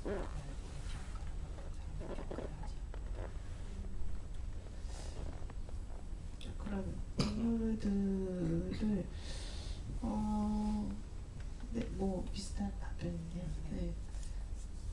딱히 굉장히 그렇다고 다 선하다 또 악하다라고 뭔가 재단에서 인물을 그리기보다는 오히려 선한 부분도 있고 하지만 또 악한 부분도 있고 그것들이 공존하는 인물들을 그려내는 게 어떻게 보면 그런 인물들이 우리 주변에 가까운 또 저부터도 그렇고 굉장히 어떻게 보면 그게 현실적인 사람들의 모습이라고 생각을 해서 제 영화 속에서도 그 모든 여러 가지 모습들이 공존하는 인물들을 그리려고 하는 것 같아요.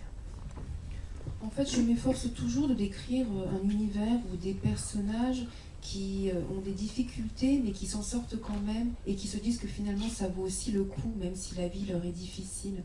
Alors ce sont des personnages qui ne sont pas parfaits, ils ont des défauts et parfois ils peuvent être aussi blessants, mais en tout cas ils essaient de changer. Et concernant votre question sur le jugement, enfin le non-jugement de ma part, c'est que je pense que finalement mes personnages ne sont jamais ni tout blanc ni tout noir. Il y a en fait un peu le mal et le bien qui coexistent en eux et finalement je pense que c'est ce qu'on voit finalement dans la réalité, moi aussi mais tous les gens autour de nous, je pense que c'est beaucoup plus réaliste en fait justement de voir que les gens, et d'ailleurs ils le sont, c'est qu'ils ne sont jamais ni totalement gentils ni totalement méchants. Y a-t-il une... Oui. Ah, là voilà. Lucie.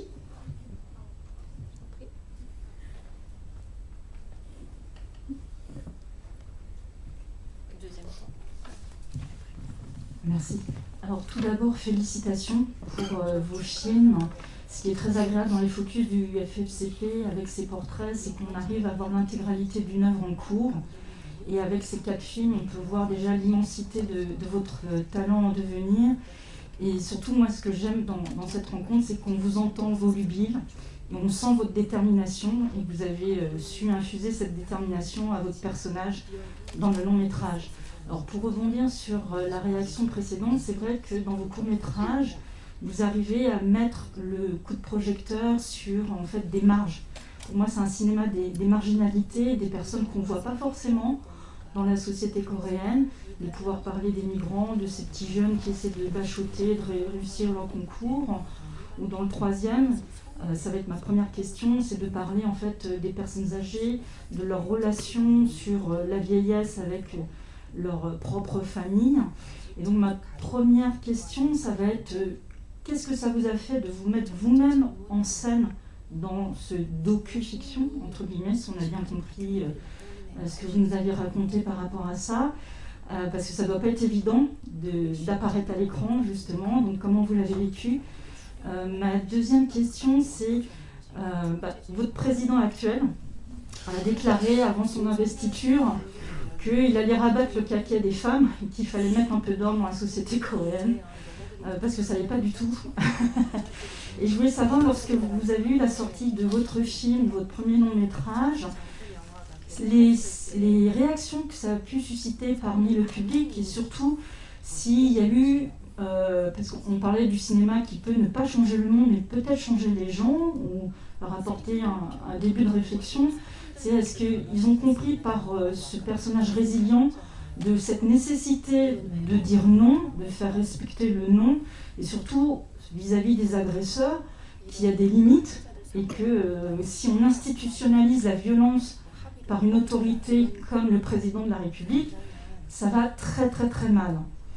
Et ma dernière question, ça va être, moi je suis programmatrice au Festival des films de femmes de Créteil et on a constaté en 123 ans de cinéma, il y a une portion congrue en fait de réalisatrices qui vont au-delà de leur premier long métrage. On l'a vu aussi dans cette édition du FFCP, il y a eu 2 films programmés de matrimoine, une réalisatrice qui n'a fait que 3 longs métrages, une autre qui en a fait qu'un, par Nam. Et je voulais savoir si vous, et je vous l'espère, vous avez un projet d'un 2e long métrage, il est en cours d'écriture ou fini d'être écrit et que vous allez pouvoir le financer parce que moi personnellement j'ai hâte de découvrir la suite.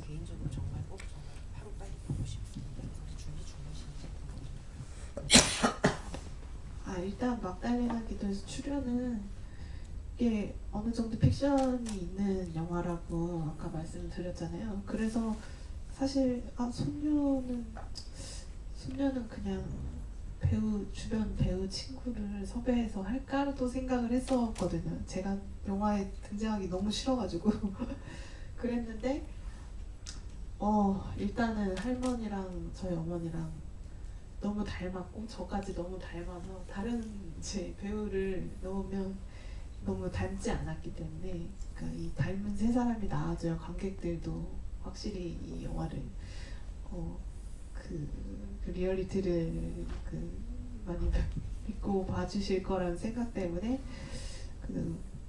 어쩔 수 없이 출연을 하게 됐고 근데 지나고 보니 어쨌든 이 한 편의 영화 안에 저희 모녀가 그래도 담긴 것 자체가 굉장히 귀중한 것 같아요. 돌이켜보면 지금은 그러고 싶어도 이제 할머니가 돌아가셔서 이런 영화를 다시 만들 수도 없고 그래서 저희 모녀 3대에 걸친 모녀가 영화 안에 담기는 것만으로도 그래도 내가 출연하기 잘했다 잘한 선택이다 생각하고 있고요. Oui, pour Magdalena, comme je vous disais, c'est un peu une sorte de docu-fiction. Donc au début, je me suis demandé s'il fallait pas que je fasse appel à une actrice de mon entourage pour jouer la petite fille. Mais finalement, ma grand-mère et ma mère se ressemblent tellement que je me suis dit que si une autre actrice venait sur le projet, ça allait pas coller. Donc pour un sens de réalité, de réalisme, je n'avais pas le choix parce que je voulais vraiment pas du tout apparaître dans le film. Je n'ai pas eu le choix et donc j'apparais dans le film. Et finalement, avec du recul, je trouve que c'était un moment très précieux, en fait, que les relations mère-fille sur 3 générations, finalement, ont pu être dans le même film, gravé donc sur la pellicule, car aujourd'hui c'est impossible puisque ma grand-mère est décédée. 한국에 지금 남녀 갈등이 굉장히 심하거든요. 그 와중에 이제 아까 윤석열 대통령 말씀하셨는데 제 영화 이제 개봉할 때쯤 이제 취임 시기랑 거의 비슷한 시기여서 어쨌든 남녀 갈등이 어떻게 보면 굉장히 심했던 시기에 영화가 좀 개봉이 된 부분도 있거든요. 근데 예전에 한국 영화 중에 이런 디지털 그냥 이제 성범죄를 소재로 한 어떤 여성 감독님의 작품이 개봉을 했는데 그런 소재만으로 뭔가 어떤 일부 이제 굉장히 여성 혐오를 하는 남성들이 영화 평점 테러를 하거나 그 테러를 하는 그런 일들이 벌어지기도 해서 저도 개봉 당시 약간 우려를 하기도 했었는데 다행히 뭔가 그런 이제 테러는 안 당했고 대부분 사실 관객들은 여성 감독이 많았어요.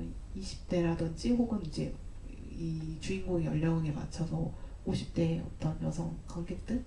근데 이 영화를 보시고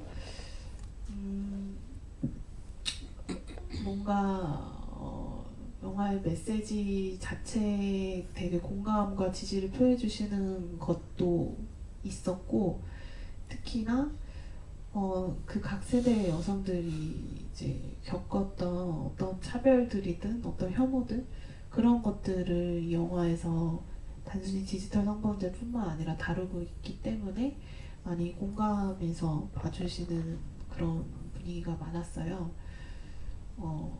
그리고 영화를 이제 본 관객 중에서는 실제 이런 디지털 성범죄 피해를 입으신 분도 계셨거든요. 그분이 저한테 아까 이제 제가 말씀드린 게 이제 영화가 세상을 바꿀 수는 없지만 어떤 사람들의 어떤 마음이나 그런 것들은 좀 변화시킬 수 있지 않을까 이런 말씀을 들었는데 그분이 저한테 이제 굉장히 오랜 시간 방 안에서 고립된 삶을 살았는데 이 영화를 보고 본인이 되게 영화를 하고 싶어하는 사람이었는데 영화를 만들고 싶다라는 생각을 해서 자기도 언젠가 영화를 만들어서 어디선가 꼭 다시 뵀으면 좋겠다. 어쨌든 그런 응원을 받았다 이런 메시지를 주신 관객들도 있었어요. 그래서 차기작 이제 말씀을 하셨는데 이런 응원들을 힘을 받아서 저도 계속 당연히 힘든 순간도 있고 되게 여성 감독들이 한국 영화에서 살아남기 힘든 부분도 있지만 저는 이런 관객들의 위로에 힘을 받아서 영화를 계속 만들지 않을까. 그리고 차기작을 준비를 하고 있어요. 그래서 제작사에서 제안을 받은 것도 있고 저 스스로도 예전에 썼던 이야기를 다시 이제 끄집어내서 만들고 싶은 영화가 있기도 해서 최대한 빨리 영화를 만들어서 또 이곳 극장에서 또 여러분들께 영화를 보여드릴 수 있는 날이 왔으면 좋겠네요. Alors, oui, vous faites référence au président qui avait dit cela en fait en plein, quand on était vraiment au summum de la crise la crise, ouais, c'était une sorte de friction entre les hommes et les femmes en Corée qui étaient à son comble. Et le film justement est sorti à ce moment-là, quand il prenait justement ses fonctions. Il y avait une réalisatrice qui avait sorti aussi un film sur un revenge porn dont le sujet était un revenge porn et la notation en fait avait été, mais on appelait ça du terrorisme de notation parce qu'en fait tous les hommes s'étaient ligués contre elle et avaient noté très mal le film. Donc j'avais un peu peur que cela m'arrive aussi. Alors heureusement ça m'est pas arrivé. Peut-être aussi parce que mon public était plutôt composé d'un public féminin qui avait entre 20 ans et 50 ans, donc qui était venu aussi pour le personnage de la mère. Et j'ai reçu beaucoup de messages de soutien de personnes qui s'étaient reconnues à travers les personnages féminins parce qu'elles avaient été également victimes de discrimination et de misogynie par le passé. Il y a également une victime réelle qui était venue me voir pour me remercier et elle me disait qu'elle avait aussi été très isolée dans son coin et qu'un jour elle espérait faire un film et qu'elle serait ravie de me revoir en tant que réalisatrice et elle m'avait remerciée parce que je lui avais apporté beaucoup de soutien et de réconfort à travers ce film. Et donc ça m'amène à votre troisième question, c'est que pour moi, c'est travailler bien sûr en tant que réalisatrice, c'était quelque chose de très difficile, mais finalement c'est grâce au soutien comme ça d'un public que je continue à faire des films et effectivement je prépare mon deuxième long métrage actuellement. Donc j'ai un scénario que j'avais écrit il y a très longtemps, j'ai également un autre scénario qui m'a été proposé. Donc j'espère commencer le tournage du film, en tout cas lancer la pré-production très prochainement et vous revoir peut-être présenter le film ici, j'espère, le plus rapidement possible. Vous voulez toujours poser la question? Oui, c'est bien. Je pense que ça sera la dernière par contre. Ouais. C'est là, devant. Lucie, là. Ici, Pardon. Alors, d'abord, merci pour ce très très beau film. Moi, j'ai une question sur le long métrage. Est-ce que vous pouvez nous parler de votre casting, notamment les deux actrices principales, et en profiter pour nous parler de votre direction d'acteur et nous raconter une anecdote de tournage qui vous aurait particulièrement marqué? Merci.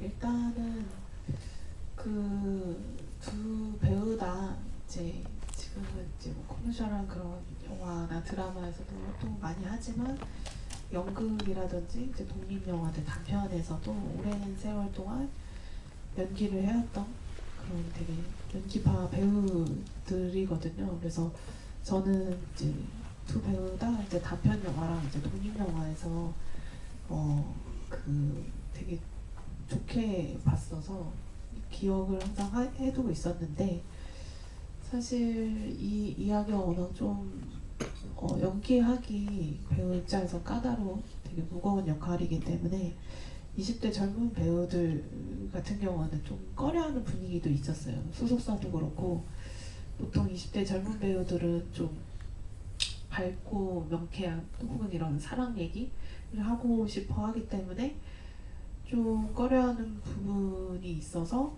그 좀 캐스팅 연수 같은 경우는 캐스팅 난항이 있긴 했거든요. 그러던 와중에 하윤경 배우랑 같은 경우는 이제 워낙 저도 이제 왕성이 활동하는 배우라서 알고도 있었는데, 어떤 오디션 영상을 이제 유튜브에 있는 걸 보고 뭔가 눈빛이 굉장히 단단하다, 뭔가 사람의 어떤 결기, 의지 같은 게 좀 느껴진다. 그래서 그런 부분이 제가 생각하는 연수랑 닮은 부분이 많아서, 그래서 캐스팅 제안을 드리게 됐었고, 보통 다른 이제 20대 여성과 다르게, 여성 배우들과 다르게 이 이야기에 굉장히 공감을 많이 해주시더라고요. 배우 자체도 굉장히 어렸을 때 이런 엄마한테 잔소리, 못난속 이런 보수적인 집안에 자란 배경이 있어서 일단 이 이야기 굉장히 공감을 많이 해주시고, 디지털 성범죄 문제에도 굉장히 관심을 많이 갖고 있는 배우였어서 흔쾌히 이제 작업을 하게 되었었고, 그리고 이제 김정영 경아 역할 배우 선배님 같은 경우는 왕성이 활동하긴 했는데, 이렇게 어떻게 보면 이제 주연급 배우로 영화에 출연하신 거는 이 작품이 이제 사실 처음이셨거든요. 그래서 굉장히 예전에 배우 데뷔를 했지만 오랜 시간 경력 단절, 결혼하고 육아하면서 배우 생활을 좀 못하고 계시다가 그냥 TV 드라마나 이런 데서 이제 활동을 좀 많이 하셨는데, 그런 와중에 어쨌든 다 제대로 어떤 전극의 연기를 어느 정도의 비중 안에서 할 수 있다는 그 기회에 굉장히 감사해 하시면서, 또 마찬가지로 이 경아라는 인물에 많이 좀 이해를 많이 해주셨던 것 같아요. 이럴 수 있다고 본인 스스로도 되게 구시대적인 가치관 이런 것들이 어느 부분 일련 부분에 있어서 이 캐릭터에 많이 공감을 해주셔서, 또 그런 이유로도 함께 작품을 같이 하게 됐습니다. Oui, ce sont deux actrices qui sont très reconnues pour leur jeu. Elles ont déjà joué dans des films commerciaux, au théâtre, dans des courts-métrages, dans des films indépendants. Et moi, c'est dans des courts-métrages et dans des films indépendants que je les avais vus, que j'avais beaucoup apprécié leur travail, donc qui m'était resté en mémoire. En fait, les deux rôles sont assez difficiles à jouer, surtout le rôle de la jeune, parce que pour des actrices qui sont dans la vingtaine, jouer des rôles comme cela, en fait, c'est pas évident. Les agents en général s'y opposent également, parce qu'on préfère que ces actrices jouent des rôles dans des comédies romantiques ou dans des films joyeux ou plutôt gais. Donc le casting a été un peu difficile pour le rôle de la fille. Et finalement, je suis tombée sur une vidéo donc de cette jeune actrice qui avait un peu un regard très solide, une détermination très forte, et donc je lui ai proposé le rôle, et elle a réussi à s'identifier à elle. Elle me disait que sa mère également avait été très conservatrice et qu'elle lui disait tout le temps de faire attention à son comportement, à ses tenues, etc. Et en plus, elle était très curieuse donc, du sujet donc, du revenge porn. Concernant l'actrice qui joue la mère, en fait, elle a une très longue carrière. Elle a joué dans beaucoup de séries télévisées, mais c'est la première fois qu'elle a le rôle principal dans un film. Elle a une longue carrière, mais comme elle s'est mariée, elle a dû s'occuper après de son enfant, donc elle a eu un peu... elle avait fait également une pause dans sa carrière, et elle m'a remercié d'ailleurs de pouvoir montrer l'étendue de son jeu dans ce film. Et elle disait aussi qu'elle comprenait tout à fait le rôle, le personnage de la mère, qu'elle arrivait à s'identifier malgré les valeurs vieillottes donc, que ce personnage portait en soi. 생각나는 일화는 가장 제일 첫 번째 촬영이 그 영화에서 묘지 그 눈 쌓인 묘지에서 모녀가 대화하는 그 장면을 제일 먼저 찍었는데, 그때 이제 처음으로 같이 촬영 합을 맞춰보는 거기 때문에 서로가 이렇게 긴장된 그런 상태에서 촬영을 했었는데, 그 묘지 자체가 굉장히 높은 지대에 산 중턱보다 더 올라간 지대에 있어서 그러니까 스태프들이며 배우들 다 이제 아이젠을 착용하고 한 2-30분 정도를 이제 정말 등산을 해서 거기서 이제 촬영을 했었는데, 그 편집 단계에서 삭제가 되긴 했지만 그 묘지에서 대화를 하면서 그 엄마 역할의 정연 선배 같은 경우는 이제 술을 먹는 장면이었거든요. 소주를. 근데 그러니까 물을 굉장히 많이 마셨었고, 그래서 한참 촬영을 하는데 이제 화장실이 이제 너무 이제 급해지신 그런 상황이 온 거예요. 근데 이제 한번 내려가려고 하면 일단은 내려가는 것 자체가 너무 이제 험난하고 한 30분이 걸리고, 또 올라가는 것도 30분이니까 1시간 정도 이제 그 시간이 걸리는 소요가 되는데, 이제 곧 해는 지게 생겼고, 그래서 이제 정연 선배님이 참고 해보겠다 해서 거의 2시간 좀 안 되는 시간을 참고 결국엔 촬영을 이제 힘겹게 하셨거든요. 근데 이제 알고 보니까 이제 뒷길로 차로 다닐 수 있는 길이 있더라고요. 그 영화 다 촬영하고 나서 이제 어떤 이제 낯선 차 한 대가 이렇게 한 5분 만에 이제 올라와서 저 차 뭐지? 했는데 저희 이제 다른 어떤 스텝이 뒤늦게 이제 발견한 그런 길이 있어가지고 그때 굉장히 그 선배님한테 죄송했고, 그때 첫 촬영이었는데 굉장히 서로가 좀 난감했었던 그런 상황이었는데, 그럼에도 불구하고 그래도 유쾌하게 이해해 주시고 그 다음 촬영도 원활하게 했던 기억이 갑자기 생각이 나네요. Alors, comme anecdote, je me souviens en fait de la toute première scène, donc du premier jour du tournage, qui est la scène du cimetière, donc sous la neige, où on voit la mère et la fille. Et en fait, elles étaient toutes les deux très nerveuses parce que c'était la première fois qu'elles jouaient ensemble, donc pour recréer cette alchimie entre la mère et la fille. Et ce cimetière en fait se situait tout en haut d'une montagne qui était déjà assez élevée. Donc toute l'équipe du film et les actrices, en fait, on a dû escalader pendant 20-30 minutes avec des chaussures avec des clous, donc pour pouvoir gravir cette montagne. Et le personnage de la mère devait boire donc du soju, donc l'alcool transparent coréen. Et donc en fait, on avait mis à la place donc des petits verres d'eau. Et à force de boire, en fait, à un moment, elle devait aller aux toilettes et ça commençait un peu à urger. Mais on lui a dit que c'était un peu dangereux parce que déjà, la montagne était très escarpée et en plus que ça allait lui prendre 30 minutes pour redescendre et encore 30 minutes pour remonter. Et en plus, le soleil commençait à se coucher, donc il fallait vraiment tourner la séquence et donc elle s'est retenue pendant pratiquement 2 heures. Donc ça a été quelque chose de très difficile pour elle. Mais l'histoire ne s'arrête pas là parce que tout d'un coup on a commencé à voir une voiture qui passait juste derrière comme ça, qui montait en 5 minutes et on s'est dit mais c'est quoi cette voiture? Et on a remarqué en fait qu'il y avait une route juste derrière nous, on n'était pas aperçu et donc j'étais tellement désolée, je savais pas où me mettre, mais donc en tout cas voilà, elle l'a pris de bon cœur et elle a eu de très grande compréhension vis-à-vis de cela. C'est terminé. Est-ce que vous voulez rajouter une dernière chose?